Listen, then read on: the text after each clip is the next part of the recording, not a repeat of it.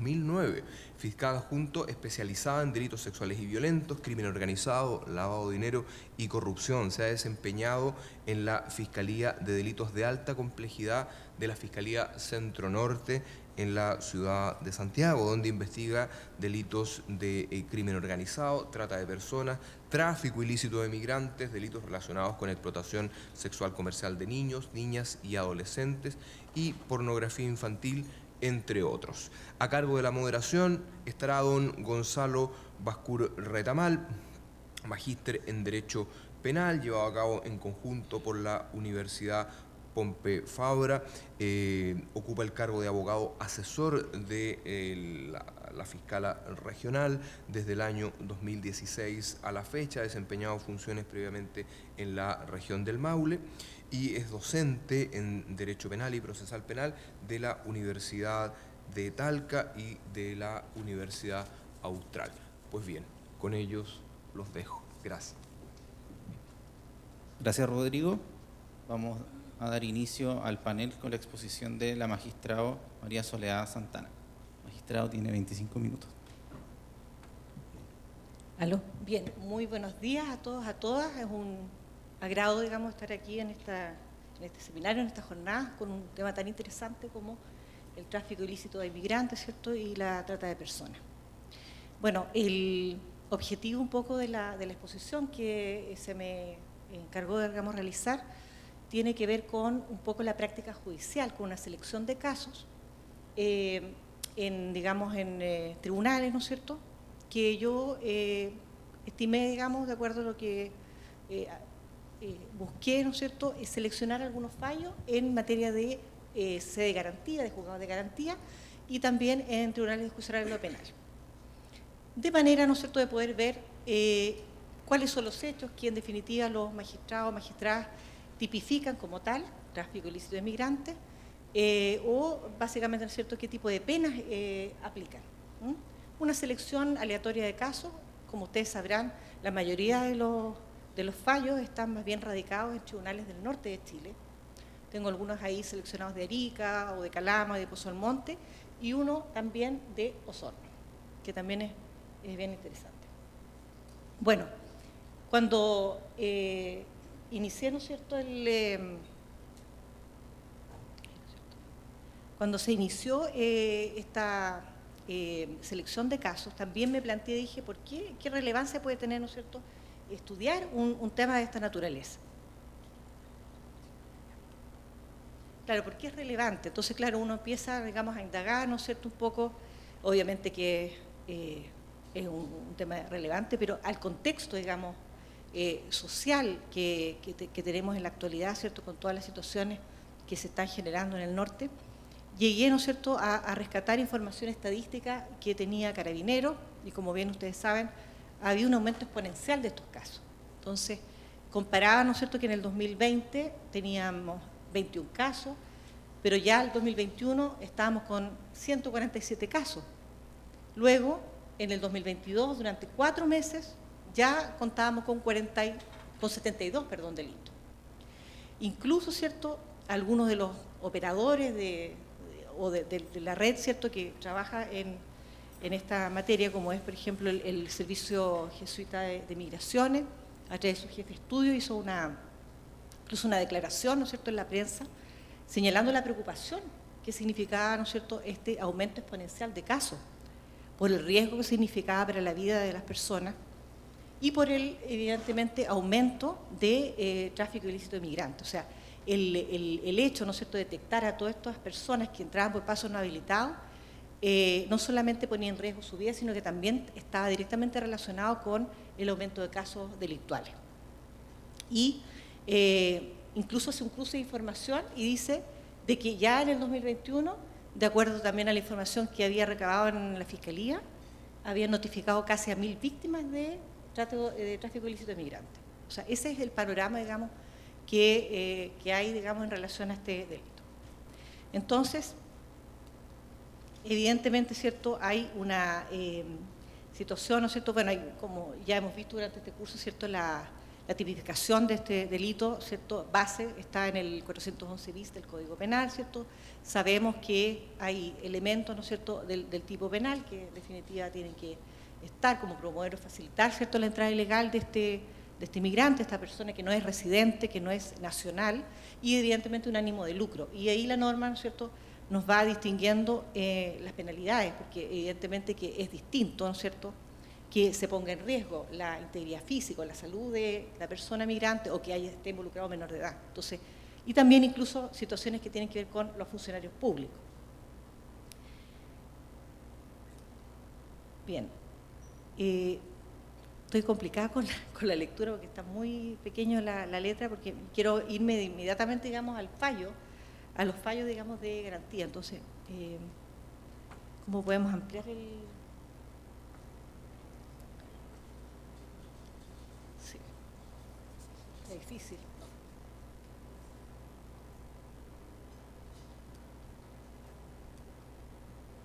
Si me dan un minutito, porque... No, sí, es la letra, está muy pequeña la letra. A esta altura está muy, muy pequeña, porque vamos viendo, digamos, la sentencia y los casos, ¿no es cierto?, que hemos seleccionado. Yo creo que habría que traer más adelante el panel, o si no me... ¿Ah? Si no, me voy a poner allá.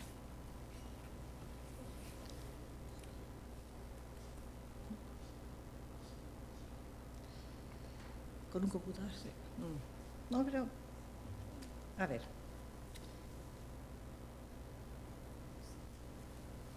Si aquí tengo un... Ahí lo vamos viendo. Bueno, miren, la que estábamos viendo ahí en la pantalla es una sentencia condenatoria en un procedimiento simplificado, porque se tramitan estos casos en procedimientos simplificados, abreviados, ¿no es cierto?, o en tribunales judiciales lo penal, con procedimientos ordinarios, dependiendo evidentemente de la pena que se requiere por la Fiscalía. Este RIT que estamos viendo en pantalla es el RIT 479 del 2021, de 28 de enero del 2022, que dictó Calama, que condenó por un tráfico de migrantes, del artículo 411 del Código Penal, ¿cierto? Y un hecho que habría ocurrido el 8 de febrero del año 2021. Y nos indica que los hechos que se dieron por acreditados en ese caso, ¿cierto?, es que en horas de la tarde de ese día, funcionarios de Carabineros de San Pedro de Atacama habrían sorprendido al imputado en un sector de la ruta, conduciendo un vehículo, y en el interior se habrían encontrado 4 ciudadanos bolivianos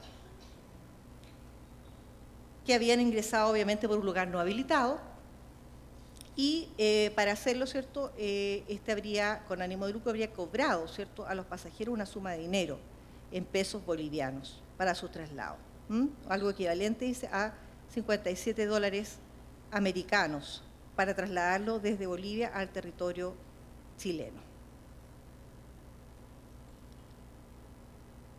En este caso, ¿cierto?, el imputado reconoce responsabilidad y por lo tanto se le condena, ¿no es cierto?, a requerimiento de Fiscalía, la pena 300 días de prisión menor mínimo, multa de 3 unidades tributarias mensuales y una pena accesoria correspondiente.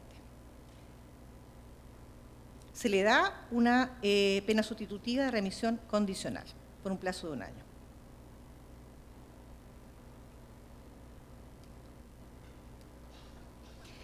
Tenemos también otro caso también en procedimientos simplificados, el RIT 2572 del 2021, de 11 de marzo del 2022. Esto lo dictó el Juzgado de Garantía de Pozo Almonte.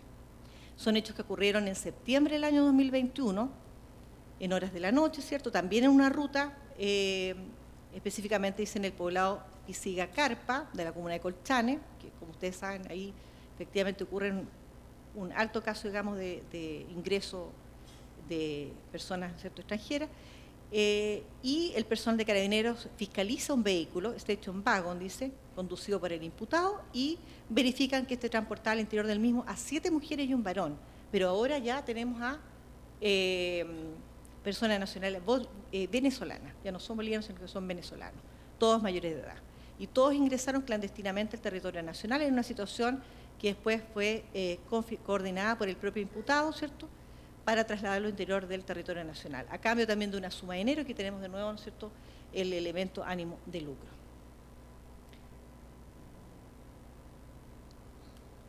Bien, este imputado también admite responsabilidad y se le reconoce a su favor las atenuantes, ¿cierto?, correspondientes, y se le condena también a una pena de 300 días de prisión menor en su grado mínimo, multa y accesorias legales y comiso. También tenemos condenas, ¿cierto?, por en procedimiento abreviado, juzgado de garantía de Calama. Esto es una sentencia de 14 de febrero del año 2022. Aquí hay una investigación bien interesante que realiza la Fiscalía a través de esta brigada antinarcóticos y contra el crimen organizado y de la PDI, ¿cierto?, de Calama, y ellos efectuaron una serie de diligencias y logran detectar justamente la red, ¿cierto?, que se estaba organizando para efectos de cometer este delito. Determinan que hay una líder, que en este caso era una mujer, y establecieron, ¿cierto?, que esta, junto a otras personas, facilitaba los medios para el ingreso de estas personas extranjeras no residentes al país de forma ilegal. Y aquí hubo información vital para determinar justamente el ánimo de lucro y el cobro que realizaba esta mujer por esta gestión, ¿no es cierto?, de poder ingresar ilegalmente a estos extranjeros a través de la interceptación de conversaciones telefónicas. Que eso, digamos, sirvió, ¿cierto?, como elemento de prueba contundente justamente para acreditación del delito y la participación de esta imputada. Y aquí, ¿cierto?, a través de las conversaciones, ella cobraba por el traslado, dice, de cada persona un monto, dice, $130, el cual era realizado, dice, este traslado desde Uyuni, Bolivia, hasta San Pedro de Atacama. Ingreso que realizaba, dice, bordeando el paso fronterizo y Tocajón. La investigada era contactada por diversas personas, dice, para salir del país ilegalmente hacia Bolivia, también estableciendo que cuando realizaba este comercio ingresa también migrantes extranjeros no residentes. O sea, sacaba a ciertas personas del país, pero también las hacía ingresar.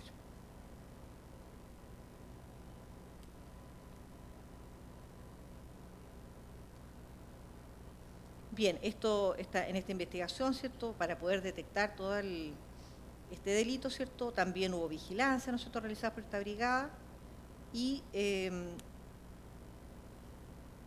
interceptaciones, digamos, de los vehículos en donde trasladaban a estos extranjeros.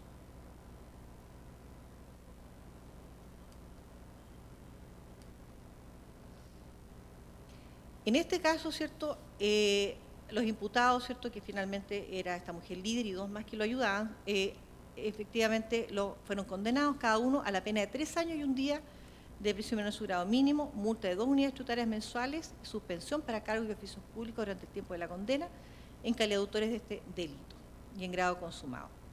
Y se les otorga la pena sustitutiva de libertad vigilada intensiva por un plazo de duración de la condena.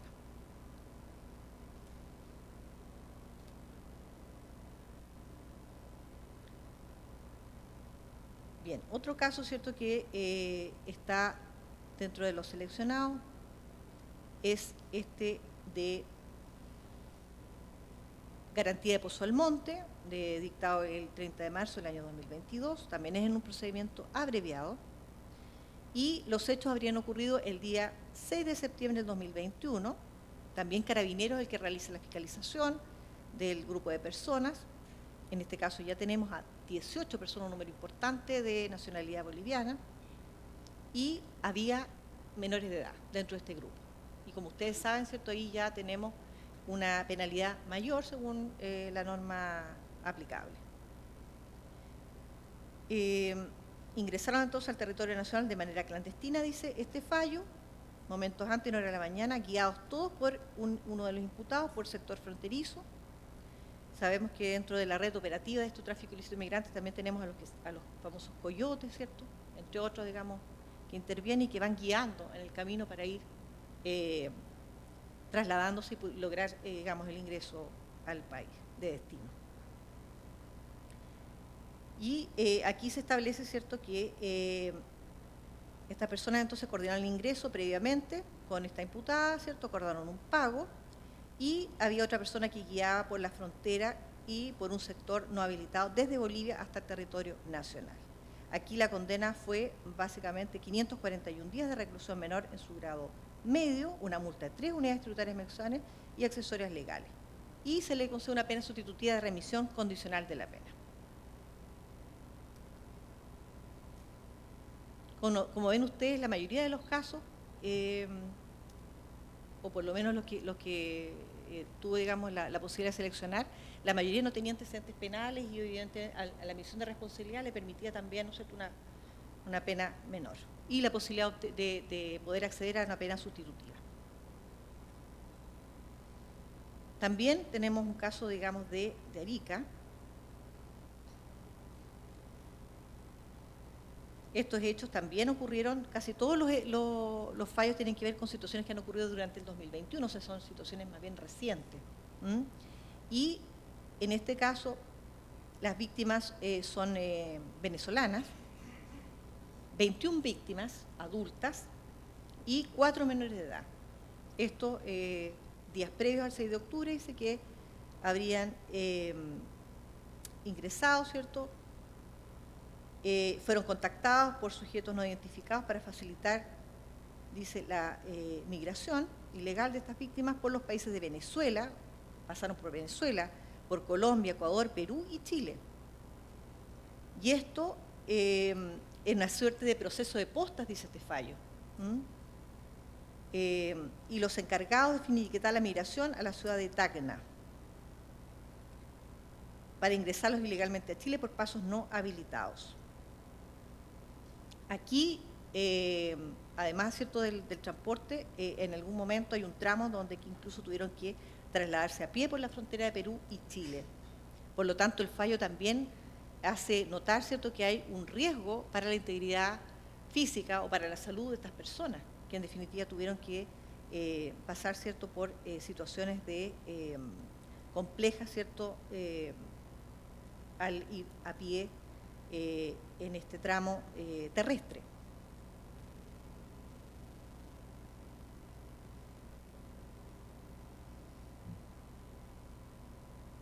¿Cómo voy de tiempo?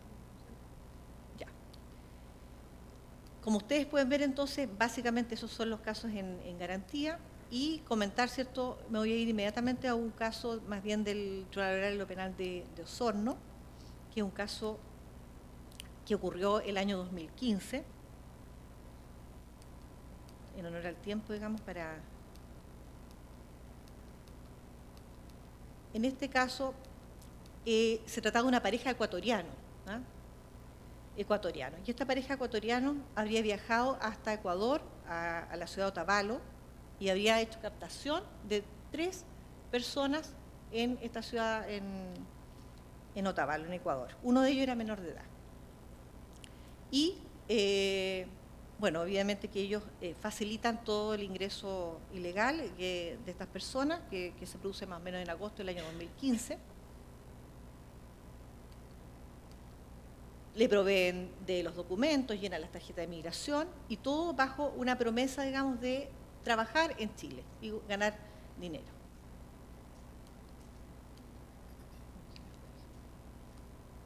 Se me salió el... Entonces, aquí está, ahí está. En el caso en cuestión, ¿cierto?, se acredita efectivamente, ¿cierto?, el ingreso ilegal de estos ciudadanos, pero además se condena por una trata de personas con fines de trabajo forzoso, porque esto se detecta en circunstancias de que ingresan, ¿cierto?, estas personas a Chile, esta pareja, ¿cierto?, los recibe, se van en primer término a San Pedro de Atacama, donde pernoctan, pero siempre bajo condiciones muy precarias. Los hacen trabajar en jornadas extensas y también sin descanso, no les pagan las remuneraciones. Es tanto que uno logra escapar, digamos, y volverse a Ecuador, y los 2 restantes que habían ingresado a Chile bajo estas condiciones van a trabajar a las plazas del sur y detectan justamente la PDI en un control de extranjería en la comuna de Purranque, detectan que estaban estas personas, ¿cierto?, vendiendo artesanía, y uno en muy malas condiciones, que era un menor de edad, en una situación gravísima, porque esta persona no tenía, o sea, tenían que dormir en el puesto de venta de la artesanía, comían, se bañaban en el puesto, y no recibía, creo que recibía 3.000 pesos diarios para que se comprara la comida. O sea, a ese nivel, digamos, de explotación.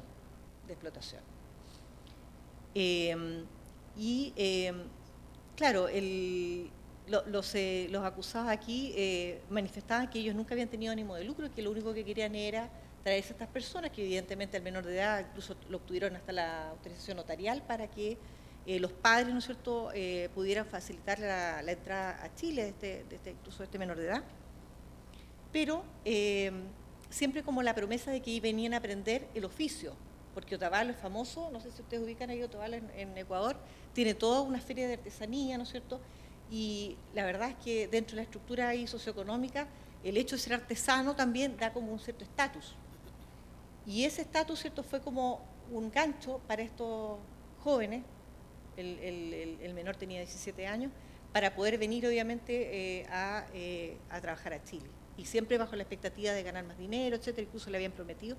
Pero todo eso fue falso, porque finalmente esta pareja ecuatoriana lo que querían era obra de mano barata, y a muy escaso, digamos, y casi sin pagar.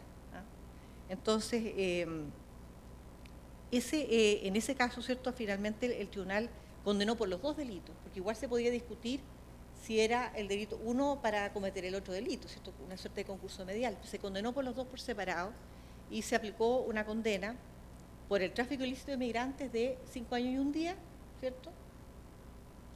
Y el caso de la trata de personas ya se aplicó una pena evidentemente mayor por el hecho de que estaba involucrado el menor de edad, de 10 años y 1 día. Y yo creo que es una condena, creo yo, ejemplar, digamos, para un caso de esa naturaleza. De hecho, estoy viendo ahí a la fiscal del caso que litigó ahí en el juicio. No estuve yo presente, pero está ahí en el caso. Y ese caso está, digamos, firme y bien interesante. Ya. Eso, como tengo mucho más, digamos, fallos, pero como para hacer una idea, digamos, de esta jurisprudencia y que pudieran ustedes observar. Gracias. Muchas gracias, magistrado.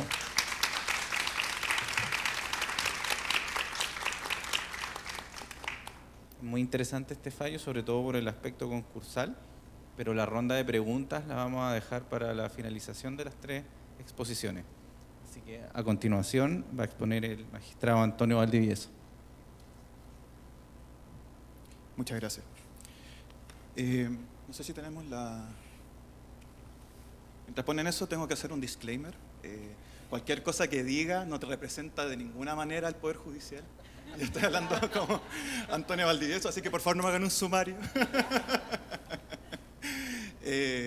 Sí, o sea, yo hoy día vengo a hablar en mi calidad de Antonio Valdivieso. La idea, yo creo que las jornadas siempre son una oportunidad de reflexionar y de criticar la forma en que estamos funcionando, sobre todo en un tema tan delicado como el de migrantes.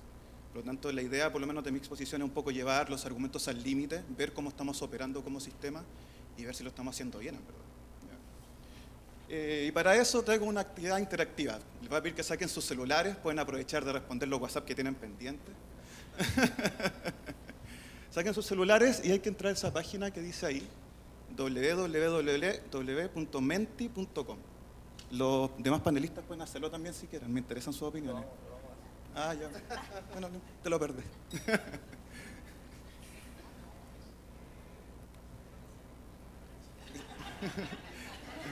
Si alguien... no me desordene el foro, por favor. Ya.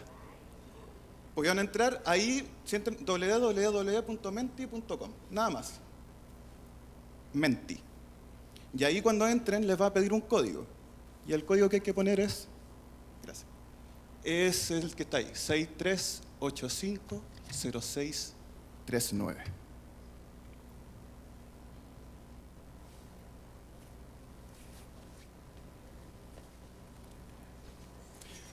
Por favor, no respondan todavía.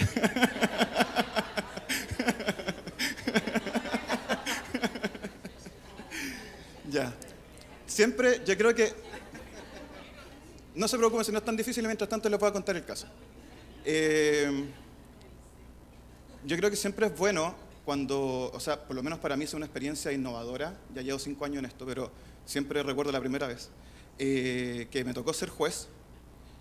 Es muy distinto estar detrás del estrado y tomar una decisión respecto del futuro de una persona. Y yo creo que para poder hacer un análisis adecuado de la jurisprudencia siempre es bueno ponerse en el lugar del juez.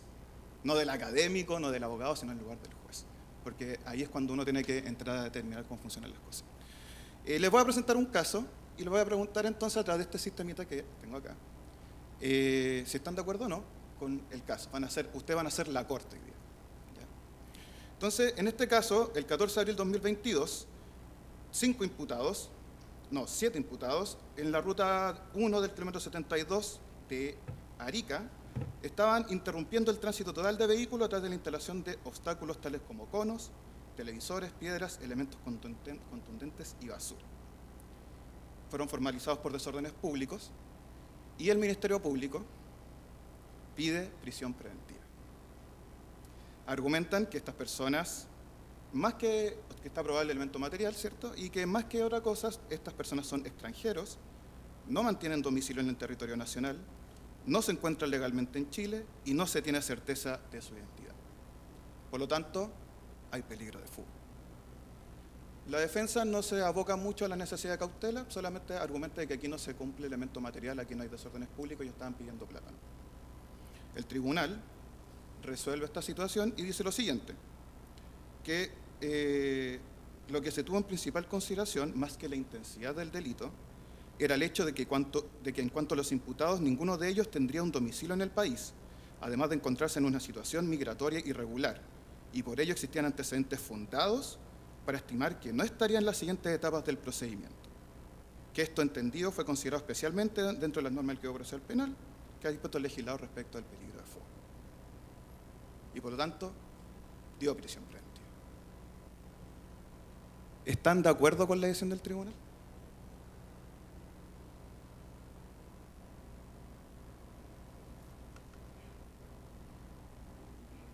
Ahí lo veo. Tenemos 33 no y 17 sí, 37 sí. Ya. Después vamos a analizar esto, ¿sí? Esto es solamente una pronte. Ya. Entonces aquí la mayoría no está de acuerdo con la decisión del tribunal. ¿Ya? ¿Alguien se atreve a decirme por qué no está de acuerdo? Esto puede ser completamente anónimo, puedo seguir, igual tengo para hablar así. Ya, sigamos a la otra, así después volvamos a hablar de esto. Ya. Siguiente. Sí, hay otra más, Independiente de la cautelar que se aplique, ¿en cuánto aumenta el peligro de fuga que los imputados sean migrantes irregulares? ¿Nada? ¿Un poco? ¿Bastante? ¿O mucho?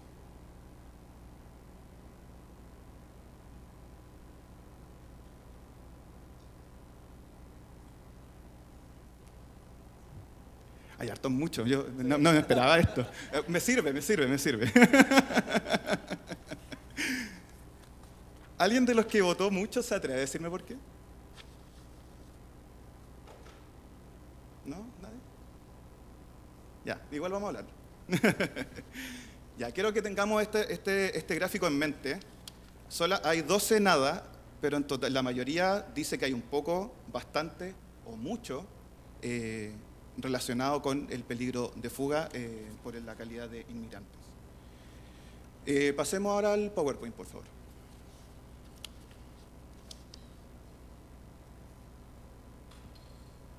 La pregunta que quiero responder en mi presentación de hoy día es, ¿realmente se puede asociar un peligro de fuga a la calidad de inmigrante? ¿Irregular? Pongámosle irregular.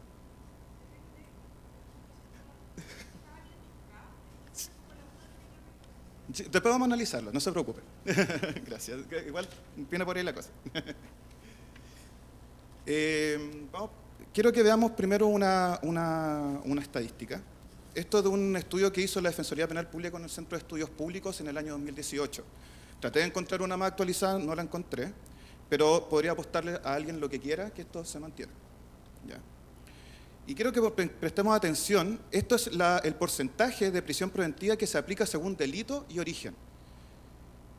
Los más claritos son los extranjeros y los más oscuros son los locales. Quiero que nos fijemos en cómo se aplica la prisión preventiva. En delitos de drogas, fíjense la diferencia que hay entre la prisión preventiva que se aplica a extranjeros y la que se aplica a locales.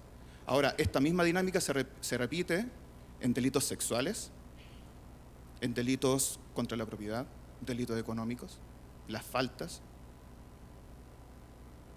¿Por qué está sucediendo esto? Si nosotros analizamos el gráfico, no queda ninguna duda de que estamos como sistema operando con un sesgo hacia los migrantes.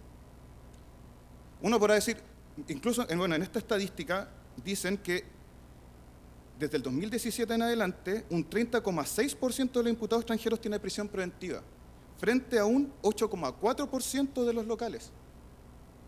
Podríamos decir, ya saben que esto le aumenta mucho el delito de ley de drogas, pero saben que uno saca el delito de drogas y se hacen las correcciones al controlar por variables demográficas, tribunal, regresiones lineales, etcétera, y excluyendo los delitos de drogas, y aún así se mantiene la tendencia. ¿Cuál es la conclusión empírica que podemos tener entonces de esto? Que como sistema tenemos un sesgo a la hora de decretar de prisión preventiva respecto de los migrantes. Ahora uno podría decir, bueno, quizás los delitos que cometen son más, tienen una tercia distinta. Tasas de condena según tipo de delito y origen. Y resulta que en los delitos de ley de drogas se condena más a extranjeros que a locales. Y por eso ahí tenemos un tema que hay que analizar respecto de la ley de droga y los inmigrantes. ¿Y qué pasa con el resto de los delitos? Si uno analiza el resto de la gráfica, aparece de que la tasa de condena, excluyendo los delitos por ley de tráfico, los inmigrantes reciben menos condenas que los locales. Dramáticamente, ni siquiera es un detalle. Entonces estamos aplicando prisión preventiva a un grupo de personas que en promedio reciben menos condenas. Aún más, si uno analiza las estadísticas, en porcentaje de población, cometen menos delitos que las personas que están en el país, que los locales. Entonces, yo creo que es importante hacerse esta pregunta, porque aquí esto nos está mostrando una radiografía del sistema. No solamente el Poder Judicial, esto está bien, son los fallos, las prisiones preventivas, qué sé yo. Pero finalmente, como bien se hacía el análisis en las presentaciones anteriores, aquí también hay una fiscalía que está pidiendo, una defensoría que está defendiendo y un sistema judicial que está fallando de esta manera.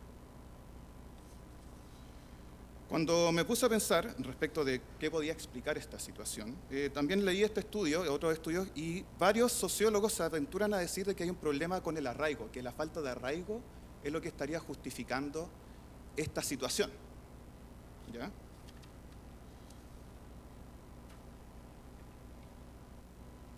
Ahora, el problema es que aquí tenemos un problema interseccional.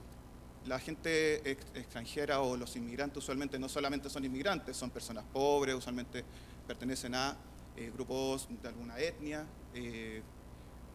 Y también tenemos el problema de la elefantiasis de la prisión preventiva, que ahí se puede explicar de muchas maneras.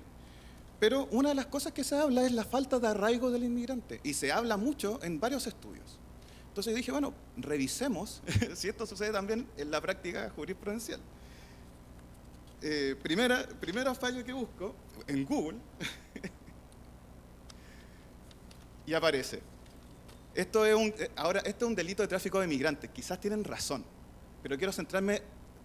Recordemos que nosotros como operadores jurídicos tenemos que argumentar, tenemos que basarnos en pruebas. Esto no se trata de la opinión del diario. Y en esta causa dicen, en atención a la gravedad de la pena asignada al delito, pues en este caso entre las víctimas se encuentran dos niños, de 2 y 4 años de edad, y la condición migratoria irregular del imputado, que por sí sola constituye, a juicio de esta Corte, un peligro de fuga inminente. La pregunta entonces, tal como les decía, esto es un tráfico irregular, un tráfico de migrantes. Trajo a 2 personas menores de edad junto con otras varias y lo encontraron en la frontera. Evidentemente, hay una serie de problemáticas ahí y de hechos que pueden servir de argumento para fundar esta resolución de dejarlo en prisión preventiva. Pero lo que me llamó la atención fue eso, o sea, la condición irregular de inmigrante por sí sola constituye peligro de fuga. Si nosotros nos vamos a sede de argumentación, ¿es suficiente o hay un salto lógico? ¿Cómo se sigue de que un inmigrante es irregular y por tanto tiene peligro de fuga? ¿Dónde está la secuencia de argumentos que nos llevan a esa conclusión normativa? Esto mismo pasa en, bueno, este otro fallo dice lo mismo. No, creo que ya me quedan 5 minutos ya. Sí, voy a descansar también. Ya. Esto se repite varias veces, en distintos tipos de delitos. El caso que les puse al principio eran desórdenes públicos. Se ven tráfico, se ven faltas, se ven violencia intrafamiliar. ¿Cuál es el estándar de argumentación o cuáles son las normas contra las que nos tenemos que enfrentar al momento de dejar en prisión preventiva a alguien? Y aquí encontré 2 fallos de la Corte Interamericana de Derechos Humanos que se refieren al peligro de fuga y a estas situaciones similares. Y quiero hacer énfasis en algunos puntos de ellas. Dice, en este sentido, en casos relativos a detenciones preventivas dentro de un proceso penal, la Corte ha indicado que la privación de libertad del imputado no puede residir en fines preventivos generales o preventivos especiales atribuibles a la pena. Yo no puedo usar la prisión preventiva para estar controlando la población o el problema de inmigración que tenemos en el norte. Para eso no sirve la prisión preventiva.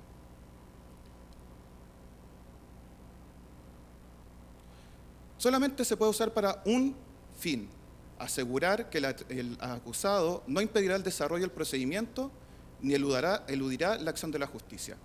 Asimismo, y en esto quiero hacer énfasis, ha destacado que el peligro procesal no se presume, sino que debe realizarse la verificación del mismo en cada caso, fundado en circunstancias objetivas y ciertas del caso concreto. ¿De quién es la carga entonces de probar el peligro de fuga? Si yo tengo un inmigrante irregular y yo digo, sabe que por sí mismo presenta peligro de fuga, yo estoy haciendo un ejercicio, una cosa muy sencilla. Estoy invirtiendo la carga de la prueba. Estoy diciendo, sabe que usted tiene que probarme que el inmigrante irregular no se va a escapar. ¿Y qué es lo que decimos en los procedimientos donde se invierte el onus probandi? Sin que haya una norma que lo permita. Está viciado en nulidad. Está enojada la fiscal conmigo. Después. Segundo fallo. De este modo, para que se respete la presunción de inocencia, es preciso que el Estado fundamente y acredite de manera clara y motivada, según cada caso concreto, la existencia de los referidos requisitos exigidos por la Convención. Proceder de otro modo equivaldría a anticipar la pena, lo cual contraviene los principios generales del derecho y el principio de presunción de inocencia. Ahora, la situación que presento puede parecer en exceso exigente, sobre todo si pesa sobre nosotros la creencia que determinada persona tiene razones y medios para escapar. Pero debe considerarse que en sede de medidas cautelares, en especial cuando se aplica el criterio fundante de peligro de fuga o peligro procesal, entran en juego 2 situaciones. Primero, tal como dice la Corte, la presunción de inocencia en favor del imputado. Es decir, nosotros tenemos que presumir que es inocente y por lo tanto ni tiene ninguna razón para escaparse del procedimiento. Esa es la presunción de inocencia. Tiene consecuencias no solamente sustantivas, sino también procesales. Y segundo, que tenemos que considerar que estamos pretendiendo probar un hecho futuro. ¿Ya? Usualmente en el proceso penal y en general en el derecho, en la sede jurisdiccional, lo que nosotros hacemos es determinar la verdad de lo que sucedió en el pasado. O sea, agarramos lo que existe, lo que es, y tratamos de determinar la realidad del discurso basado en lo que fue. Pero en sede cautelar cambia la dinámica de la prueba. ¿Qué es lo que tenemos que probar? Algo que va a suceder en el futuro, algo que no existe. Por lo tanto, hacemos un análisis probabilístico respecto de un hecho que no existe. ¿Ya? Yo estoy ahora, tal como eligieron en mi presentación, como juez civil. Y una de las partidas que se pueden indemnizar es el lucro cesante, esto de lo que se puede percibir producto del daño que se produjo. Y siempre en las sentencias civiles se dice lo mismo. ¿Sabe qué? No me lograron probar el lucro cesante, porque es muy difícil probar algo que no ha sucedido. Y sin embargo, en sede penal, donde deberíamos ser más estrictos, donde tenemos una presunción de inocencia, agarramos y decimos, ¿sabe qué? Él es inmigrante irregular y por lo tanto se presume que tiene peligro de fuga. ¿Cumplimos con el estándar? La Corte Suprema dijo lo mismo. Este es el fallo de amparo de la causa que les presenté al principio. La Defensoría Penal se fue a amparo, dijo, sabe que aquí en verdad se han vulnerado un montón de principios, qué sé yo. Y la Corte dice lo mismo, al tratarse de los amparados de ciudadanos extranjeros en situación migratoria irregular en Chile, no puede importar sin más negarle el acceso a una medida cautelar de menor intensidad que la prisión preventiva. En efecto, el no contar aún con un lugar de residencia determinado en el país no obsta que mientras la definición de ese lugar no se efectúe a través de cautelares del artículo 155 del Código Procesal Penal, pueda cautelarse adecuadamente la ubicación y presentación de lo amparado al tribunal. Después hace un análisis súper bueno también porque dice algo respecto de la fianza. Se hace cargo de la interseccionalidad del caso. Dice, sabe que ellos son pobres. Por lo tanto, usted le pone una caución de 200.000 pesos, igual no van a poder pagarla.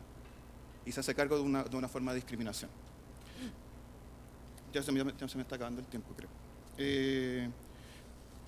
Pues.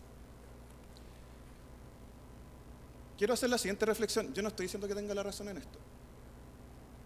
Pero ¿qué es lo inmanente de un inmigrante irregular? ¿Qué es lo en sí, lo propio de un inmigrante irregular? ¿Qué es lo que podemos inferir de alguien que se encuentra en calidad de irregular en el país, que vino de otro país?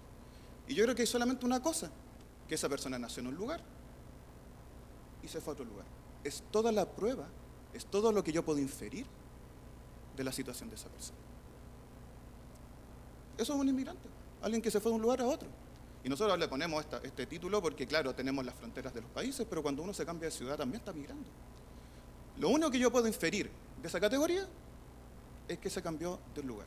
Irregular es un adjetivo que le ponemos, no cumplió con las normas para hacerlo, y algo que se podría inferir de eso, más que se quiera escapar, es que el Estado lo quiere echar, ¿cierto? Quiero terminar con una reflexión. A mí me gusta mucho Shakespeare, encuentro que hace algunas reflexiones bien interesantes. Esta es la última parte del Mercader de Venecia. Recordé un poco la historia del Mercader de Venecia. Aquí Antonio asegura la deuda de un amigo, Basanio. Él tenía unos barcos con harta plata, entonces pensaba que le iba a ir bien. Entonces le pide a Shylock que le preste plata, un banquero. Y él se lo presta, pero le tenía mal a Basanio, entonces le dice, ¿sabes? Yo te voy a prestar la plata, pero tú me tienes que dar una onza de carne si es que no se cumple con esta garantía. Cuento corto, Antonio se le hunden los barcos, a Basanio no le va bien en el negocio, y Shylock va al tribunal, ¿cierto?, a pedir la ejecución del contrato. Y, bueno, ahí aparece Porcia, que era prometida de Basanio, y ofrece pagar 3 veces la suma para que no le saquen la carne al pobre Antonio. Él dice, ¿sabe que yo quiero justicia? Y pide justicia. Y ahí el juez le dice esto: la clemencia no quiere fuerza, es como la plácida lluvia del cielo que cae sobre un campo y le fecunda. 2 veces bendita porque consuela al que la da y al que la recibe. Ejerce su mayor poder entre los grandes. El signo de su autoridad en la tierra es el cetro, rayo de los monarcas. Pero aún vence al cetro la clemencia, que vive como en su trono en el alma de los reyes. La clemencia es atributo divino y el poder humano se acerca al de Dios cuando modera con la piedad la justicia. Hebreo, ya que pides no más que justicia, piensa que si solo justicia hubiera, no se salvaría ninguno de nosotros. Mi invitación no es a suplantar la justicia, yo no pretendo aquí que se dejen de aplicar las normas, pero ya que vamos a considerar la situación del migrante, quizás en vez de estar atribuyendo cosas que no pueden deducirse lógicamente de su condición, sí podríamos considerar lo que se ha hablado hoy día en distintos paneles. Inmigrar no es fácil. Tienen que pasar con coyotes, tráfico de personas, usualmente pagan muchas sumas de dinero para ir a un país que no tienen dónde llegar. No es fácil ser migrante. Y quizás, si vamos a presumir algo, podríamos presumir que no es difícil la situación en la que están, en vez de estar presumiendo peligro de fuga o algún tipo de adjetivo que agrave la responsabilidad que le vamos a atribuir en el proceso penal. Eso es todo. Muchas gracias.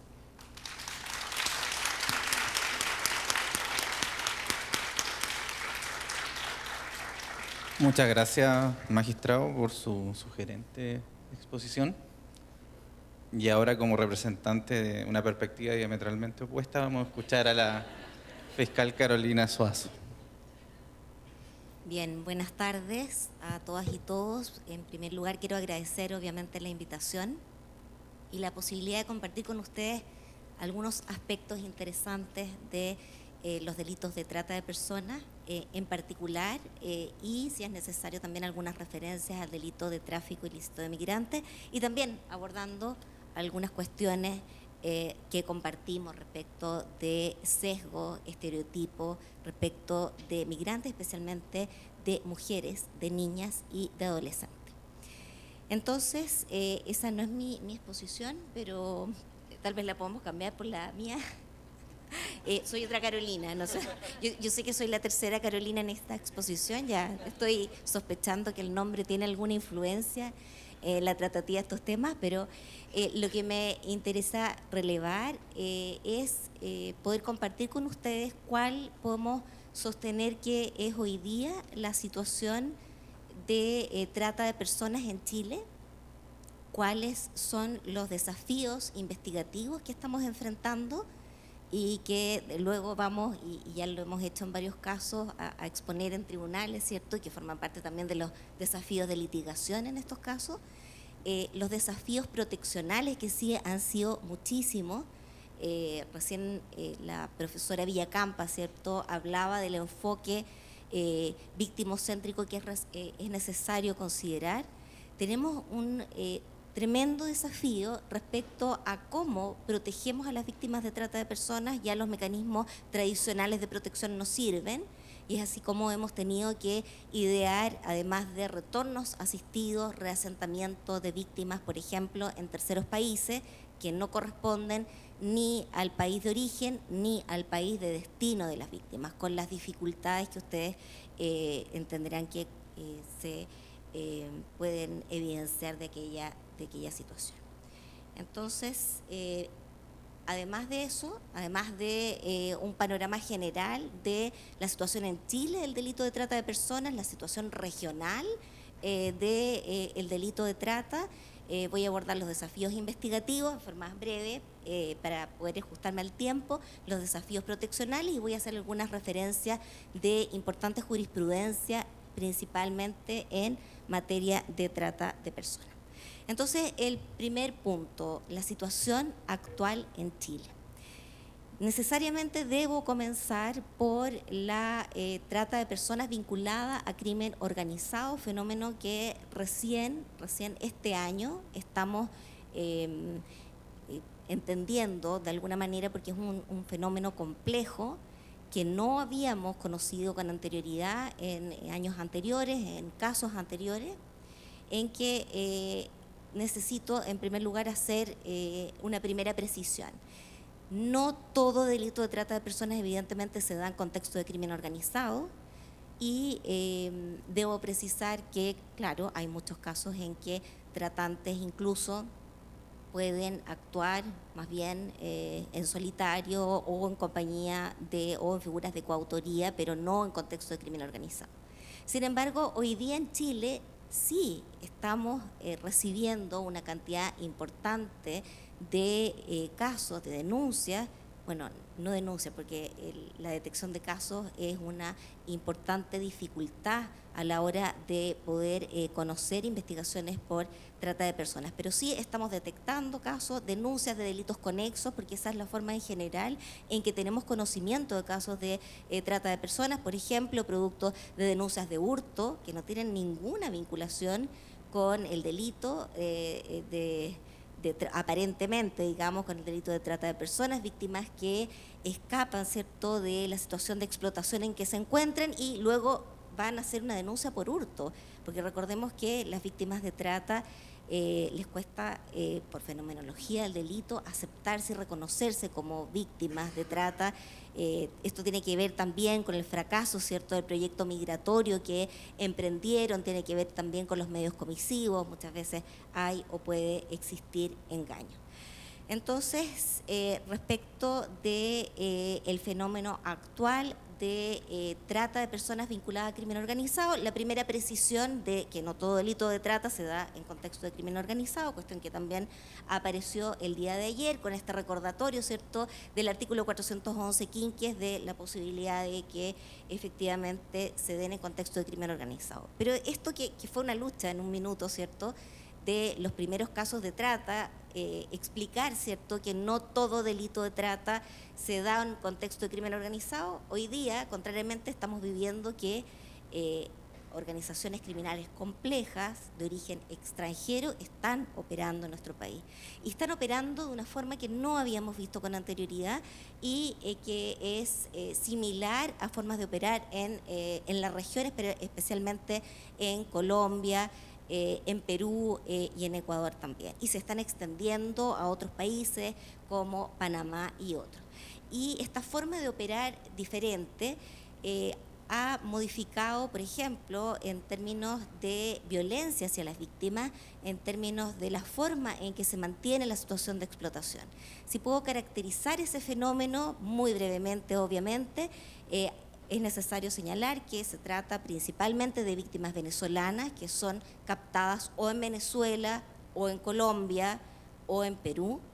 Recordemos que el flujo migratorio desde Venezuela ya lleva varios años, entonces ya estamos recibiendo el flujo migratorio, ¿cierto?, que primero partió en Venezuela, luego llegó a Perú, a Colombia y luego a Chile. Entonces hay muchos casos en que la captación efectivamente parte o en Colombia o en Perú.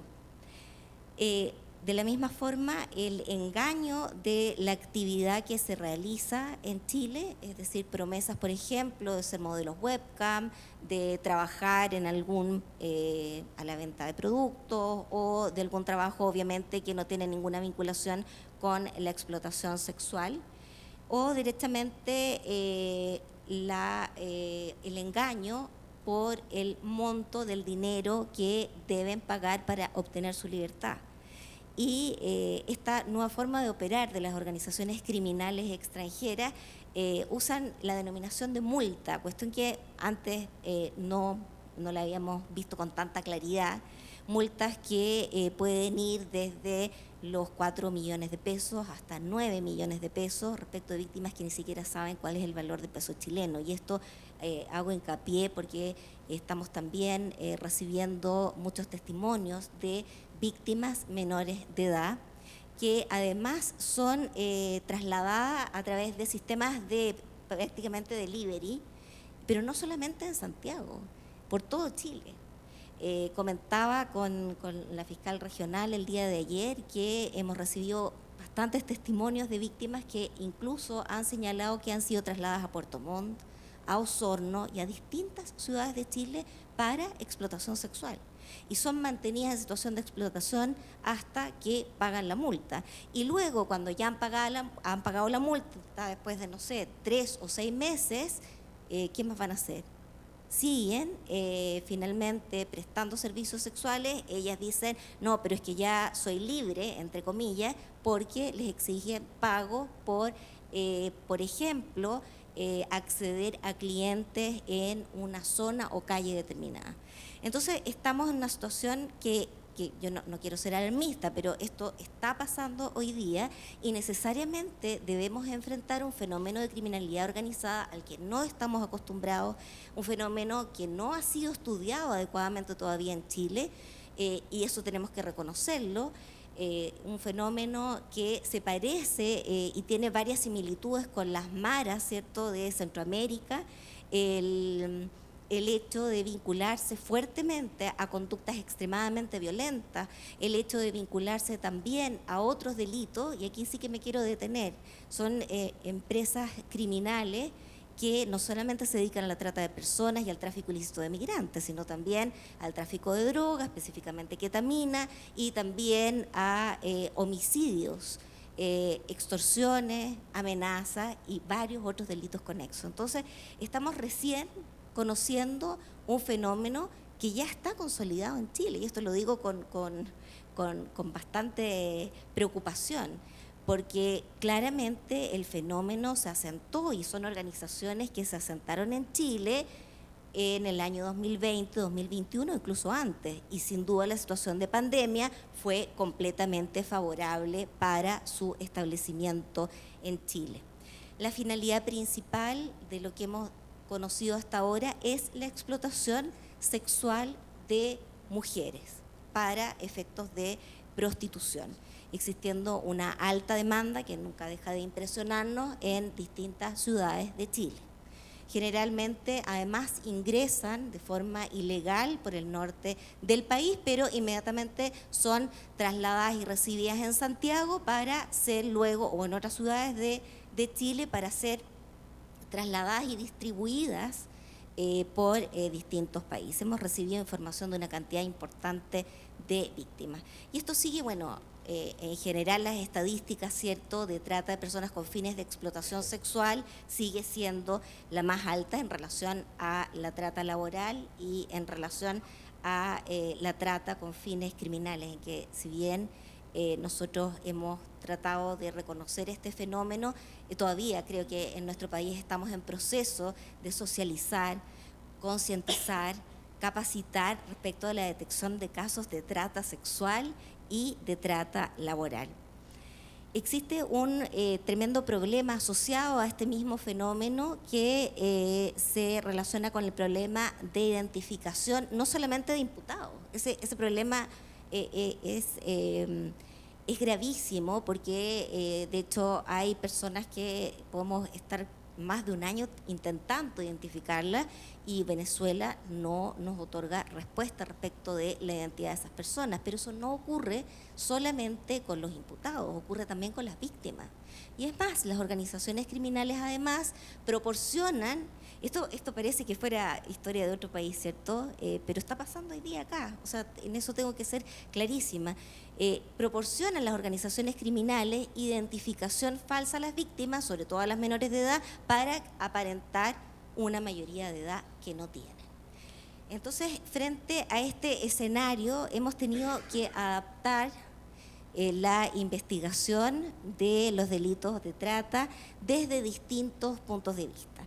En primer lugar, la utilización de las técnicas especiales de investigación siempre ha sido fundamental en los delitos de trata de personas, la utilización de interceptaciones telefónicas, el análisis de interceptaciones telefónicas, la utilización además de la técnica del agente encubierto que nos va a proporcionar información acerca del lugar donde están las víctimas, acerca de la forma de explotación, acerca de la identidad de los tratantes, por ejemplo, agentes encubiertos que pueden operar además de forma virtual, y esto es fundamental. Ustedes comprenderán, bueno, ¿qué hacemos con los agentes encubiertos que son policías chilenos? ¿Cómo vamos a infiltrar a un policía chileno en una organización criminal que solamente está compuesta por ciudadanos colombianos?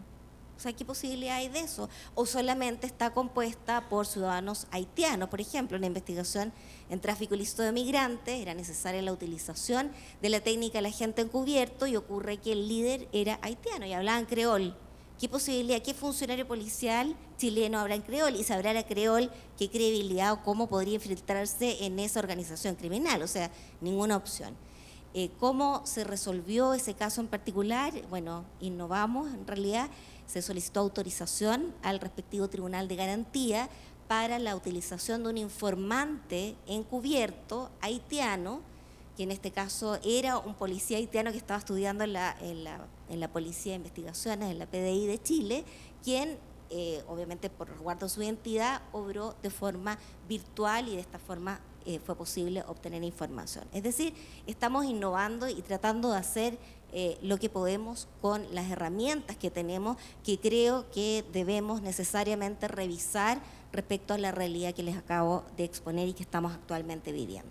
Y la cooperación internacional en este tipo de casos es fundamental, no solamente tratándose de, o cuando estamos en presencia de trata transfronteriza, sino también en los casos de trata interna. Los casos de trata interna que hemos tenido a la fecha, hablo de aquellos que en que se ha obtenido sentencia condenatoria, siempre ha sido de mujeres migrantes que han ingresado en un periodo muy breve anterior a la situación de captación, que si bien ocurre en Chile, se trata de mujeres migrantes que han ingresado 2 semanas o un mes antes a nuestro país. Por lo tanto, en esos casos también se ha requerido la información y la cooperación internacional en este tema. Y una de las formas también en que se ha logrado poder solucionar temas de cooperación internacional, que suelen ser lentos, ¿verdad?, es la utilización de equipos conjuntos de investigación, herramienta que hemos trabajado a través de la Red TRAM. La Red TRAM es la red de fiscales de lucha contra la trata de personas y tráfico ilícito de migrantes, red iberoamericana. Trabajamos con España, de hecho ayer recordaba justamente, estamos en gestiones, por ejemplo, hoy día, porque la realidad es una realidad global y necesariamente debemos colaborar y debemos solicitar distintos requerimientos. Por ejemplo, estamos tramitando actualmente reasentamientos de víctimas en terceros países como España, porque justamente la migración venezolana, tal como explicaba ayer la profesora Margarita, respecto a la migración de mujeres que trabajan en labores domésticas, bueno, las hijas de esas mujeres que migraron a España han sido víctimas de trata y hoy día, que han sido rescatadas, estamos haciendo las gestiones para reasentamiento en un tercer país, en este caso España, distinto a su país de origen, porque en Venezuela o ya no hay familiares o hay un riesgo inminente de realizar un retorno asistido a Venezuela. Entonces, adecuarnos a esta realidad no ha sido fácil. Los equipos conjuntos de investigación recién fueron por primera vez en el año 2020, fueron utilizados como herramienta de investigación, pero es importante hacer una referencia acerca de qué consiste un equipo conjunto de investigación. Y es una herramienta, ¿cierto?, de cooperación internacional que permite la suscripción entre 2 o más países para realizar un solo gran requerimiento internacional que opera como paraguas para obtener información prácticamente en forma inmediata entre los países involucrados. Y de esta forma, firmando únicamente este equipo conjunto de investigación, se incorpora de forma válida, eficiente y eficaz también la información a las distintas investigaciones para luego ser incorporada en un juicio oral. Y de la misma forma, la información que se transmite a través de los fiscales punto de contacto de la Red TRAM, a través de una plataforma segura que se llama Iberred, ya hemos tenido experiencia y jurisprudencia de tribunales, recuerdo en este caso el primer tribunal oral en lo penal de Santiago, que ha estimado que dicha información se pudo obtener a través de un canal válido que corresponde justamente a la transmisión de la información vía Iberred a través de la red de fiscales, sin que sea necesario entonces un requerimiento internacional que tenga que pasar por las autoridades centrales de los distintos países. En el caso de Chile, la autoridad central para el cumplimiento de requerimientos internacionales y para el envío de los mismos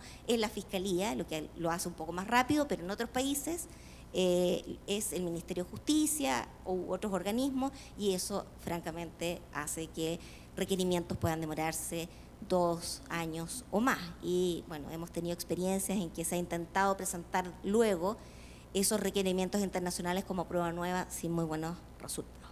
Entonces, los desafíos de la investigación son muchos. Aquí solamente voy a mencionar algunos. El análisis de la información que contienen teléfonos incautados. Las organizaciones criminales se van preparando, leen noticias, es decir, no estamos hablando de una criminalidad organizada poco preparada. Recuerdo en este sentido cómo de un tiempo a esta parte, ni siquiera cuando revisamos ahora teléfonos se encuentran información de los WhatsApp, porque están usando los WhatsApp que utilizan el programa que se borra de forma instantánea. Entonces, bueno, creo que ahí también hay un tema, como al momento de incautar esos teléfonos, lo vamos a tener que explicar, ¿cierto?, en un eventual juicio, cómo no podemos acceder a la información que sí existía en ese teléfono. Están todos los contactos de mensajería instantánea, pero no hay ningún mensaje porque se borraron en forma automática. Entonces, eso es difícil. ¿Qué más? El análisis de fuentes abiertas. Existe un fallo de la Corte Suprema que valida obviamente la utilización de fuentes abiertas. Existen, ustedes saben, todos utilizamos de hecho redes sociales. Esa información también puede ser analizada con buenos efectos. La vinculación del fenómeno de la trata de personas con la corrupción también es un tema que necesariamente debe visualizarse y que efectivamente existe. Hay investigaciones asociadas a eso, pero también existe un problema de visualización de la corrupción vinculada al delito de trata de personas. Por lo tanto, es un desafío y es un foco de mejora también por nuestra parte. La investigación y el seguimiento, ¿cierto?, de la ruta del dinero, si hablamos de una organización criminal o incluso de tratantes que actúan no en contexto de criminalidad organizada. Estamos en presencia de un negocio y sin duda ese negocio genera ganancias y esas ganancias tienen que ir a alguna parte, por lo tanto el seguimiento de ese dinero va a ser fundamental. La entrevista investigativa video grabada, que bueno, que a poco, pasado mañana, empieza a regir en la región metropolitana y en esta región también. Todas las víctimas menores de edad de trata de personas y tráfico ilícito de migrantes deben y va a ser necesaria la aplicación de ese estatuto. Desde ya les adelanto que nosotros desde hace varios años videograbamos todas las declaraciones de víctimas de trata de personas. Y los desafíos en materia de protección que les adelantaba, retorno asistido de víctimas, concreta ya hace varios años.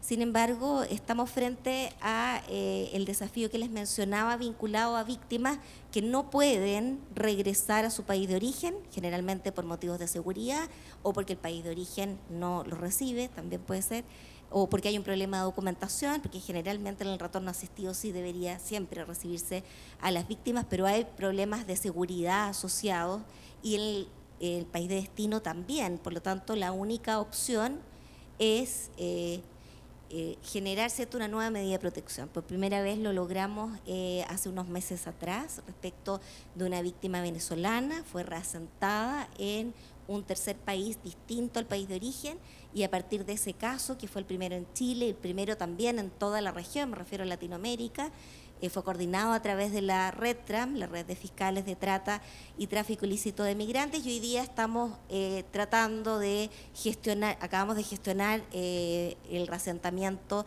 de víctimas menores de edad. Es mucho más difícil, es difícil desde distintos puntos de vista. Las víctimas menores de edad tienen que viajar acompañadas, quién paga los pasajes, quién las acompaña.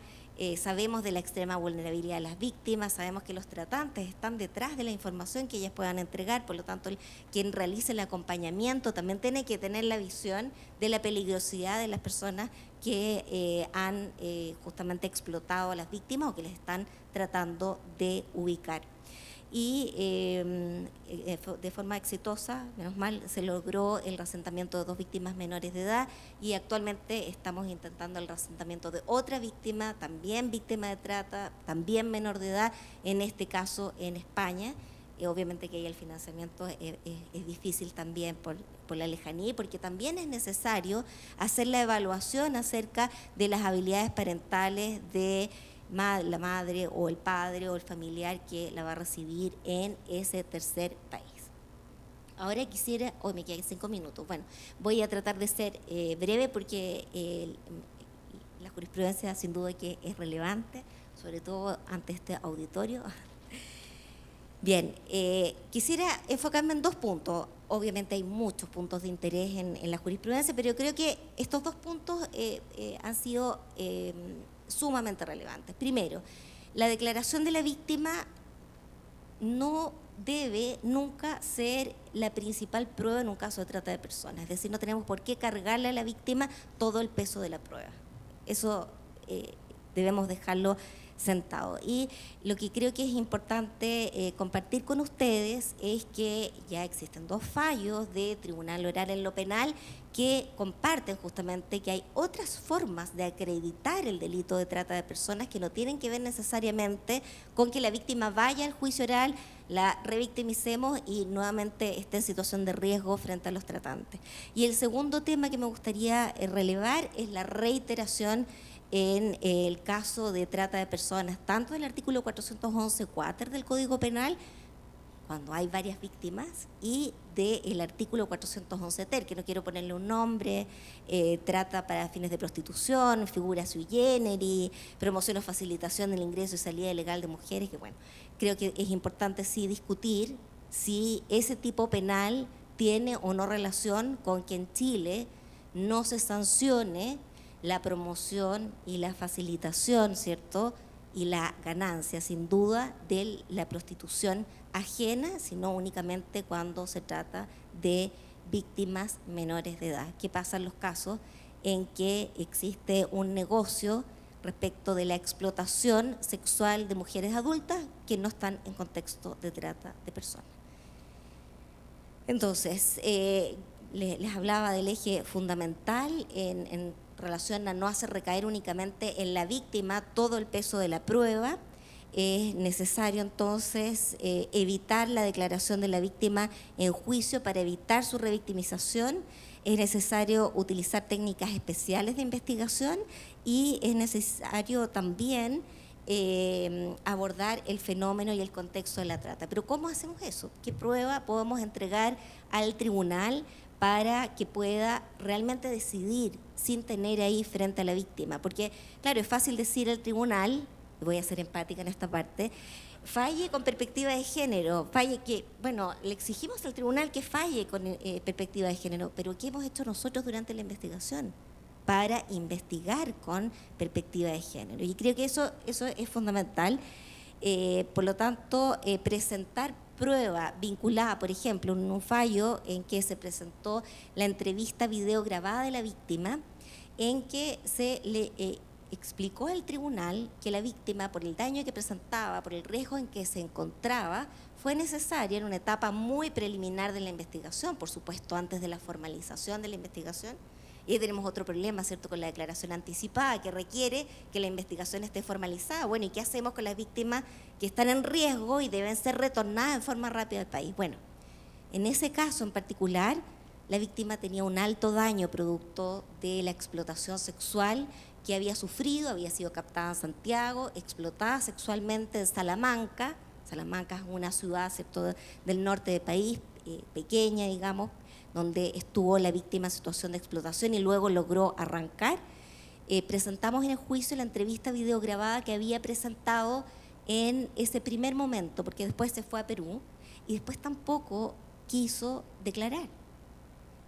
Pero el tema es cómo le explicamos al tribunal, no quiere declarar porque no quiere o no quiere declarar porque en realidad no puede declarar, porque no está en condiciones de hacerlo. Pues bien, a través de cooperación internacional se logró que las profesionales, psicólogas, asistentes sociales que habían acompañado a la víctima luego de ese retorno asistido declararan en el juicio y de esta forma pudiera establecerse claramente la situación de afectación psicológica que afectaba a la víctima, que es una víctima adulta, digamos, para que no declarara en el juicio. Y así lo señala en los fundamentos. Y además señala que existe otra abundante prueba que permite acreditar los hechos, entre ellos, por ejemplo, una llamada de WhatsApp desesperada en que solicitaba ayuda a un primo que tenía en Santiago pidiéndole que por favor la rescatara de sus captores. En ese sentido también las pericias de evaluación psicológica, incluso las pericias sociológicas y antropológicas han sido de relevancia, no me puedo extender más en este punto, pero ahí les dejo el fallo que también se refiere al juzgamiento con perspectiva de género, habla de la migración global, de la feminización, de la migración, cuestión importante, y cómo de esa forma argumenta que era absolutamente esperable que la víctima no declarara finalmente en el juicio. Y el segundo fallo que quería, bueno, eso se los voy a, lo voy a pasar más rápido para ajustarme al tiempo, una segunda condena, en este caso respecto de una mujer paraguaya que promovió, que captó a las víctimas, luego las mantuvo en situación de explotación en Santiago, el tribunal condenó por esas 11 víctimas de trata de personas, tanto del artículo 411 quater como del artículo 411 ter, y nuevamente fundó y argumentó que era esperable, pero aquí es más interesante todavía porque condena casos de víctimas que nunca declararon, es decir, ni la policía ni algún profesional escuchó relato, pero era tan clara el resto de la prueba en términos de mensajería, no sé, instantánea, me refiero a WhatsApp, en términos de información aportada a través de las interceptaciones telefónicas, que el tribunal argumentó en ese sentido. Bueno, y por último, quiero hacer referencia a la primera sentencia de la excelentísima Corte Suprema, que le correspondió pronunciarse acerca de un caso de trata de personas a propósito de, bueno, esta condena que les conté por 11 delitos de trata de personas, condena a 19 años de privación de libertad para la tratante, también se acogió una indemnización civil en ese caso en particular, y el fallo es interesante desde distintos puntos de vista. Yo voy a destacar acá únicamente la reiteración, y ello porque algunos han dicho, bueno, si hay trata de personas, dice personas, y en realidad no debería aplicarse el artículo 351, bueno, absolutamente desechado. Es un delito de emprendimiento, señala la Corte Suprema, pero evidentemente que cada víctima representa un bien jurídico distinto, y sin duda existen, dependiendo de la cantidad de víctimas, ¿cierto?, distintos delitos de trata de personas. Ahora, lo relevante también, como les insisto, tiene varias partes relevantes, pero me parece la más importante, una de las más importantes, es la reiteración, porque además se refiere al tipo penal del 411 ter del Código Penal. Aquí hay mucho que discutir, pero también me parece muy importante la reiteración que establece respecto de víctimas de trata de personas o víctimas del delito, el artículo 411 ter del Código Penal. Muchas gracias y espero, bueno, haber cumplido las expectativas de este auditorio.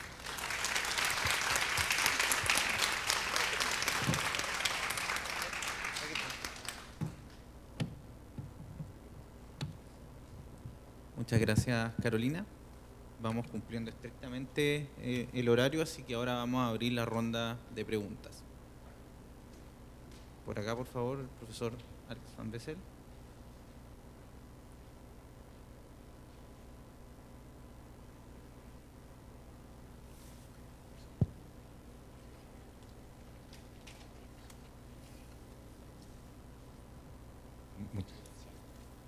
Muchas gracias y felicitaciones por las estupendas intervenciones de hoy día en la mañana, realmente muy interesante. Muy breve a la magistrada Santana, solo por curiosidad, ¿cómo se logró no aplicar el artículo 75 en el caso de Osorno, donde un delito, ¿no es cierto?, parecía medio necesario para la comisión del otro? Una pregunta concursal a lo mejor un poco ajena al tema principal de su exposición, pero una curiosidad que tengo. A Carolina, una pregunta sobre el interés investigativo de las declaraciones que puede hacer en el contexto de la investigación la propia víctima, si eso realmente tiene interés, porque uno pensaría que ahí está, hay gran cantidad de información, con qué personas se relacionaban, en qué lugares, etcétera, que al final, ¿no es cierto?, la víctima misma es la que puede al final conducir a que la investigación tenga éxito, y el valor que eso puede tener también en términos del famoso principio de no punición, si ahí puede haber una conexión con eso. Y un comentario respecto de la exposición del magistrado Valdivieso, que yo comparto en todas sus conclusiones. Para la prisión preventiva no puede haber atajos ni presunciones argumentativas ni nada que se le parezca. Yo voté que no estaba de acuerdo en la primera, pero me llama mucho la atención que uno del ingreso irregular al país no pueda extraer ninguna conclusión. Si hay es violación de la ley y de leyes que son importantes para el país, y yo diría cada vez más importantes. Entonces, si nosotros no le atribuimos ninguna importancia o ningún significado a la violación de la ley, aunque esa violación se pueda excusar o se pueda comprender o se pueda perdonar en el sentido de la justicia no estricta, ¿verdad?, de Shakespeare, de todas maneras tiene un significado.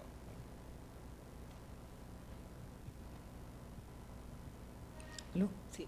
Bien, con respecto a su consulta, claramente, digamos, por la circunstancia de que son dos tipos penales independientes que están previstos en la ley y en definitiva con el tema de la consumación, porque el tráfico ilícito de migrantes, ¿no es cierto?, se concreta desde el momento en que se produce la entrada ilegal, y el fallo también, ¿no es cierto?, explica todas las acciones que realizaron estos imputados, que eran esta pareja, ¿cierto?, tendientes a facilitar esta entrada ilegal a través de la obtención de documentación, incluso le entregan dinero, $1000 les entrega para que, ¿no es cierto?, una especie de bolsa de viaje que se denomina, para que la policía obviamente supiera que ellos tienen como para mantenerse durante su estadía.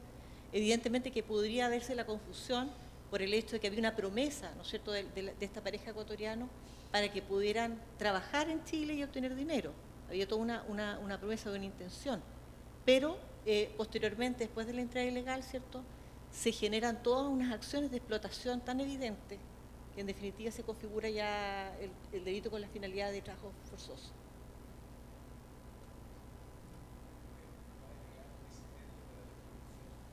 Claro, pero aquí, bueno, los magistrados estimaron, ¿cierto?, que habían dos figuras y el hecho de que se sancione por separado, ¿cierto?, implica que tiene cada uno su penalidad.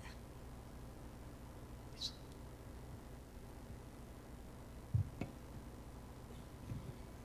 Perdón, que me quedé pensando en la pregunta, es que esa es una muy buena pregunta, porque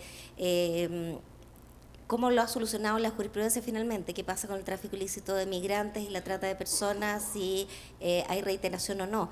Y claro, hay que distinguir, yo creo, varias situaciones. A veces son imputados que se dedican en forma indistinta y hay personas distintas que son víctimas de tráfico de trata y no hay ningún problema, ¿cierto? ¿Y cómo lo ha resuelto la jurisprudencia? Vía bien jurídico protegido. Porque en los casos en que se ha definido aquello ha sido en casos, por ejemplo, en que ha sido la figura del artículo 411 bis, inciso primero. Entonces, bueno, si se protege la política migratoria del país en ese inciso primero, ¿por qué vamos a mezclarlo con el delito de trata de personas, en que estamos protegiendo la libertad, la seguridad individual y una serie de otros bienes jurídicos? Esa ha sido la solución de la jurisprudencia. Satisfactoria o no, solo la planteo, pero me parece una muy interesante discusión. El tema es si, porque claro, efectivamente es para la explotación, pero el disvalor del tráfico ilícito de migrantes, incluso cuando es agravado para que la víctima ingrese por el norte del país con grave riesgo para su vida, para su integridad física, para su vida finalmente, por las condiciones del norte de Chile, ¿cierto? Y además es explotada cuando llega a Chile. No sé, sería interesante tal vez conocer cuál ha sido la experiencia española en ese tema, es decir, cuando hay casos tan claros de promoción y facilitación del ingreso ilegal, clarísimo, con riesgo para la vida, y luego hay situaciones de explotación sexual o laboral.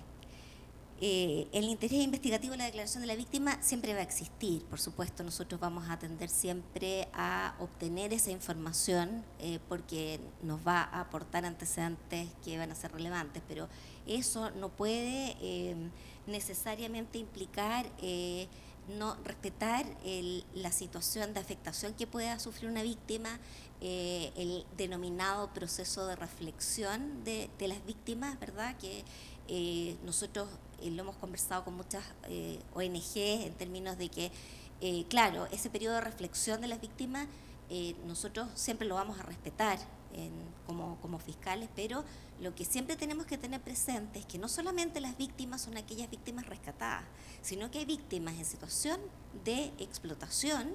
Cuando tenemos a una víctima rescatada, evidentemente hay víctimas que siguen en situación de explotación y también hay víctimas que están, víctimas potenciales, ¿cierto? Como menciona Naciones Unidas, que están, por ejemplo, en proceso de traslado. Entonces, si bien puede respetarse ese proceso de reflexión, se va a requerir un mínimo de antecedentes para poder iniciar una investigación. Recordemos que los casos de trata es muy difícil detectar casos. En la mayoría de los antecedentes surgen o por delitos conexos o por investigaciones de oficio, por ejemplo, o por noticias que no tienen nada que ver. Y estamos ahí con un delta importante y una necesidad de capacitación, no solamente de policías, sino de todas las personas que tienen o pueden llegar a tener contacto directo con víctimas de trata de personas. Por ejemplo, hace un tiempo atrás, un caso que parecía muerte y hallazgo cadáver, una mujer en el centro de Santiago que se habría, comillas, lanzado de un 9º piso, y ocurre que la brigada de homicidio, bueno, muerte y hallazgo cadáver, etcétera, y alguien, algún funcionario, menos mal, de esa brigada dijo, bueno, acá parece que ejercían el comercio sexual, voy a llamar a la brigada investigadora de trata de personas porque me parece que por si acaso. Y resulta que era una víctima de trata, y existía una denuncia en Paraguay respecto de esa víctima. Entonces, esas situaciones se siguen repitiendo. Hoy día, a propósito de la trata en contexto de crimen organizado, estamos teniendo más información de los homicidios que ocurren entre las bandas rivales para iniciar investigaciones por trata de personas. Bueno, sí, bueno, comparto completamente el análisis. Creo que no es baladí que una persona esté en calidad irregular, por eso tiene consecuencias jurídicas. O sea, podemos ver que en el procedimiento penal no solamente tiene consecuencias en sede de pena sustitutiva, por ejemplo, sino también está el proceso administrativo donde también eso se regula. Ahora, mi punto iba a qué se puede inferir en sede, cómo construyo la premisa fáctica en sede de 140 para determinar que esta persona tiene necesidad de cautela. Yo creo que de la condición de irregular no es posible inferir un hecho que permita construir esa premisa fáctica, solamente de eso. Porque finalmente, como hemos visto hoy día, la irregularidad de la inmigración puede devenir de muchas maneras. O sea, puede venir una persona que llegó por trata de personas, una persona que no realizó los trámites administrativos para regularizar su situación. O sea, no es solamente esta persona que entró, ¿cierto?, a la fuerza porque quiso por la frontera. Pero creo que en ese sentido estamos en la misma página, para aclarar esa situación. Gracias. Gracias. ¿Alguna otra consulta para los expositores? Yo. Chaín. Hola. Sí, primero, bueno, obviamente no me puedo aguantar de retrucar o exponer algunos como saltos lógicos que yo detecto en su exposición, pero si me permiten, simplemente me tomaré unos instantes para complementar lo que se ha dicho respecto de la pregunta del profesor Van Bessel. Y resulta que yo creo que su pregunta subyace a, digamos, la creencia que tráfico ilícito de migrantes es como el medio necesario para la trata de personas. Y no debemos olvidar que, ya lo hemos visto, sobre todo en esta charla, la trata también puede ser interna. Y hay momentos de consumación que son distintos. En la consumación del tráfico ilícito es muy previo a la trata de personas, aun cuando haya sido como un acto preparatorio, ¿no es verdad? O como en una etapa en donde se comienza a ejecutar, tal vez, si uno pudiera extremar, ¿no es verdad?, la tentativa de poder traer a Chile a estos sujetos, etcétera. Pero encima, los bienes jurídicos son absolutamente distintos. Los bienes jurídicos protegidos del tráfico ilícito de migrantes y de la trata de personas son absolutamente distintos. Y desde luego que, como lo señala Carola, aún existiendo modalidades comisivas que son igualmente gravosas que la trata de personas, el injusto de la segunda no puede absorber el injusto del primero. Y eso es un poco el derrotero que sigue en los tribunales al distinguir, y yo creo que y su cara me perturba un poco, pero la verdad es que eso es un poco, porque fue el primer fallo que conseguimos en que se condenara por las dos figuras.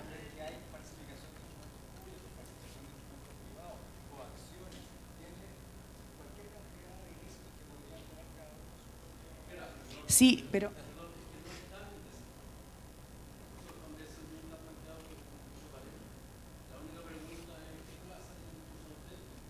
No.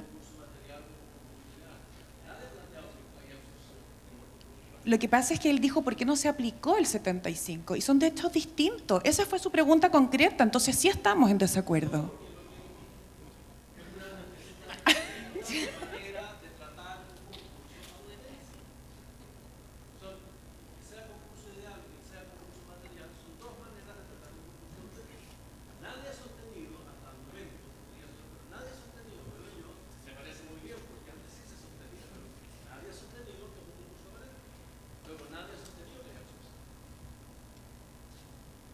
Sí, pero la pregunta fue, ¿por qué se castiga de manera independiente? Y no se castiga de manera independiente por lo que acabo de señalar. Eso es lo que razonó el Tribunal Oral en lo Penal de Osorno.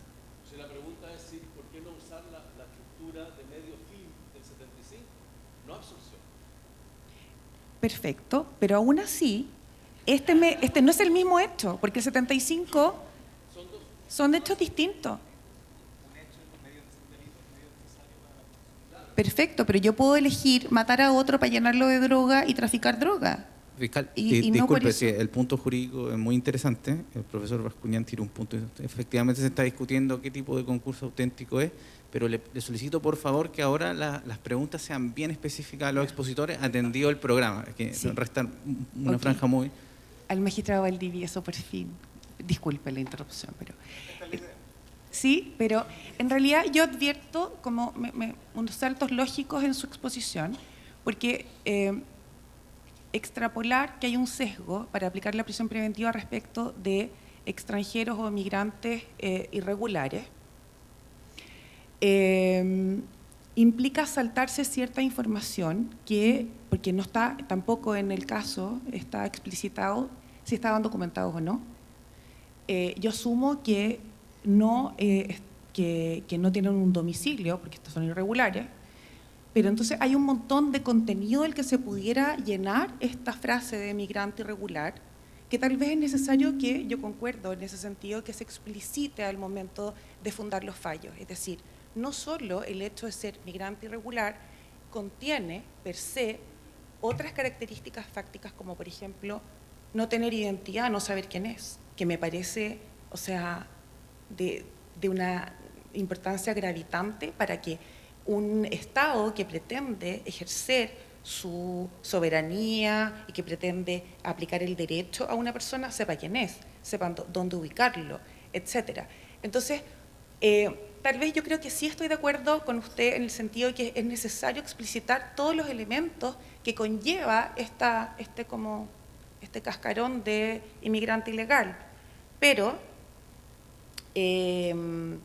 tampoco, por ejemplo, se advierte que al tratarse de inmigrantes ilegales, muchos de ellos, por no decir todos, han sido sorprendidos cometiendo delitos flagrantes, porque si están ilegales, lo más lógico es que estén indocumentados. Entonces no se trata de una persona que llegó simplemente con el legítimo derecho de vivir o aspiración de vivir en Chile, de emigrar, de dejar su país de origen para hacer su vida en otro lugar, sino que no fue una persona que fue citada por la Fiscalía a una audiencia de formalización y que pudo quedar presa, sino que, insisto, probablemente el 100% de los casos fue sorprendida cometiendo un delito flagrante. Entonces, esos elementos de análisis como que yo echo de menos en su exposición. A ver, yo solamente me remito a los estudios sociológicos que informé cuando uno ve que hay una diferencia porcentual de un 22,2% entre la cantidad de prisión preventiva que se aplica a locales y a extranjeros. Creo que no es arriesgado decir de que hay un sesgo en el sistema. No lo estoy extrapolando, sino que estoy evidenciando los resultados de un estudio de datos que fueron expuestos en esta conferencia. Y entonces no es una inferencia mía, sino que es lo que muestra el sistema. ¿Ya? Las razones, tal como dije al principio, pueden ser muchas, pero tal como usted decía, o sea, usted por ejemplo dice, es lógico, ¿cierto?, que no tenga, ¿cómo se llama?, que una persona que no tenga documentos o que ingresó, ¿cierto?, de determinadas maneras. yo estoy de acuerdo con usted, o que fueron, ¿cómo se llama?, lo encontraron cometiendo el delito de manera flagrante. Todo eso, esa es la parte de la prueba. Sí, yo lo que estoy diciendo no es que no se pongan en prisión preventiva a las personas que están en condición migratoria irregular. No estoy diciendo de que no puedan conseguirse consecuencias lógicas de determinadas situaciones migratorias. Lo que yo estoy diciendo es que todo eso tiene que ser probado en sede cautelar. Y luego tiene que ser argumentado por el tribunal de la misma manera. Porque de lo contrario, caemos en esto de la normalidad. Cuando nosotros decimos, ¿sabe qué es normal que un migrante no tenga una identidad? Estamos entrando en la categoría de lo normal, que Foucault siempre ha dicho que es muy peligroso, porque finalmente ahí es donde nosotros caemos en esto de expulsar a las minorías, ¿ya? Entonces, yo no estoy diciendo que no se ponga en prisión preventiva, no estoy diciendo que no haya consecuencias jurídicas de la situación en la que se encuentre. Lo que estoy diciendo es que si vamos a discutirlo, el Ministerio Público tiene que probarlo. Y luego el tribunal tiene que fundar su decisión en base a esos argumentos. Una persona no tiene documentos, entonces pruebe que no tiene documentos y elabore su argumentación en torno a eso. Una persona fue pillada de manera flagrante cometiendo determinado delito, dígalo y después que se argumente en la decisión jurisdiccional.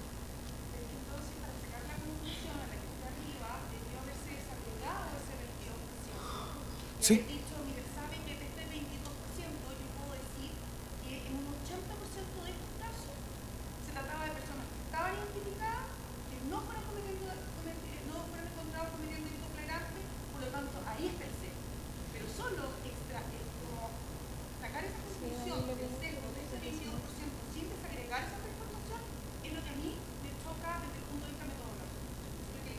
Sí, bueno, todavía que hacerlo, también tenía 15 minutos para poner, claro. Pero vamos a seguir discutiéndolo después. Muchas gracias.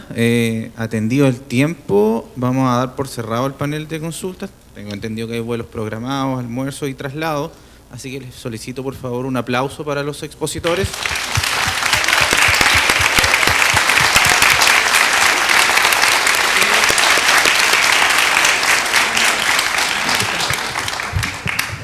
Bueno, me corresponde cerrar estas jornadas. Me sumo al agradecimiento que ha manifestado Gonzalo y lo extiendo a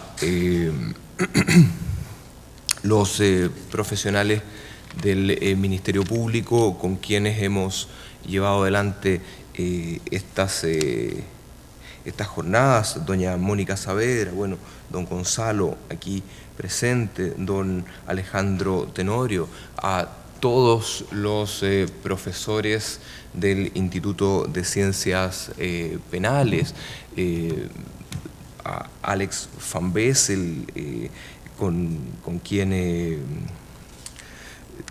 concebimos esta actividad. Si estuviera acá Jaime también me agradecería a mí, a Jaime Rojas. Integramos el equipo que se dirige, se aboca a esto, así que no puedo menos que extenderle también la gratitud y la confianza que ha depositado en nosotros. Bueno, estamos todas y todos ya un poquito cansados a la par de reflexivos o meditabundos. Yo creo que es un buen síntoma de que el objetivo que nos propusimos se ha cumplido con lo que por lo menos de parte del instituto nos damos por suficientemente pagados o recompensados. Ha sido un esfuerzo intencionado en el ámbito regional, internacional, y entraña un anhelo que queremos profundizar. No sabemos si esto será cerca del mar, en el desierto, en la cordillera, no sabemos. Esas son definiciones que tendremos que adoptar más adelante. Quisiera extender también el agradecimiento a Bárbara Fadich, y la administradora del Instituto de Estudios Judiciales, y